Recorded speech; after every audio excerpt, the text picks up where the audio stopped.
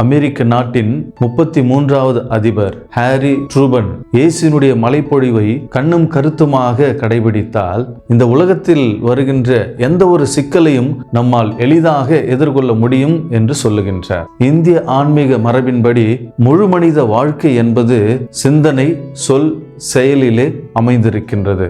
கிறிஸ்துவ நம்பிக்கையிலும் இப்படிப்பட்ட ஒரு தத்துவம் அமைந்திருப்பதை நாம் பார்க்கின்றோம். அன்றாட திருப்பலியில் நம்முடைய பாவ துயர் செயல்களுக்காக சிந்தனையாலும் சொல்லாலும் செயலாலும் என்று நம்முடைய பாவங்களுக்காக மன்னிப்பை வேண்டி ஜெபிக்கின்றோம். இந்த மூன்றும் சரியாக அமைந்திருக்க வேண்டும் என்று அறிவுறுத்துவதே இன்றைய வழிபாடு. முதலிலே சிந்தனை செய்வது மட்டுமல்ல, மாறாக சிந்திப்பதும் பாவத்திற்கு வழிவகுக்கும். இயேசுவின் தனித்துவமான போதனைகளில் ஒரு இச்சையான செயல் பாவம் என்றால் ஒரு இச்சையான சிந்தனையும் பாவம். கொலை செய்வது பாவம் என்றால் கோபம் கொள்வதும் பாவமே.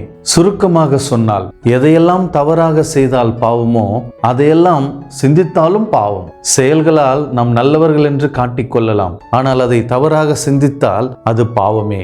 உண்மையானவை, கண்ணியமானவை, தூய்மையானவை இவை அனைத்தும் நம்பத்தக்கவை. பிலிப்பியருக்கு எழுதிய திருமுகம் 4:8 பவுலடிகளார் இவை அனைத்தையும் மனதில் இருத்து வாழ வேண்டும் என்று அழைக்கின்றார். இரண்டாவதாக சொல்.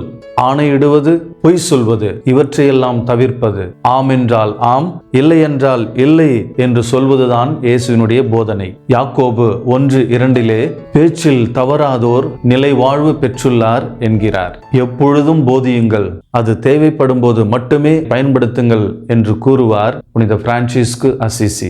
நம்முடைய வார்த்தைகளில் நாம் சரியாக இருக்கின்றோமா? மூன்றாவதாக செயல். நாம் பிறர் மீது மனத்தாங்கல் கொள்ளும் அளவிற்கு அல்ல, மாறாக பிறர் நம்மீது மனத்தாங்கல் கொள்ளும் அளவிற்கு நம்முடைய செயல்கள் இருந்தால் அது பாவம் என்கின்றார் இயேசு.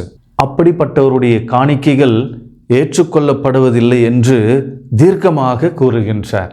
சிறந்த மிக பெரிய செயல்களை நம்மால் செய்ய முடியாவிட்டாலும் நாம் செய்கின்ற சிறிய ஒரு செயலை அன்போடு செய்ய வேண்டும் என்று கொல்கத்தா நகர் புனித தெரேசா அவர்கள் கூறுவார்கள்.